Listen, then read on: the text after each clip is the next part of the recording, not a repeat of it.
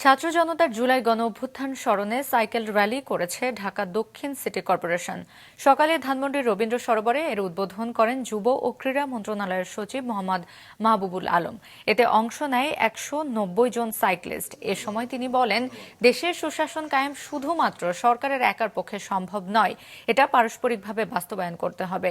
DSS এর প্রশাসক মোহাম্মদ শাহজাহান মিয়া বলেন, এই আয়োজনের মাধ্যমে নগরবাসীকে পরিচ্ছন্ন নগরী গড়ে তোলার বার্তা দেওয়া হয়। র্যালিটি রবীন্দ্র সরোবর থেকে শুরু হয়ে নগর ভবনের সামনে এসে শেষ হয়। আগামী প্রজন্মের জন্য আমাদের এই ঢাকাকে বাসযোগ্য করতে চাই, তাহলে এই ঢাকাকে পরিচ্ছন্ন নগরী হিসেবে গড়ে তোলার কোনো বিকল্প নেই। আজকের এই বর্ণাঢ্য সাইকেল র্যালির মাধ্যমে আমরা জনগণকে সেই বার্তা দেব।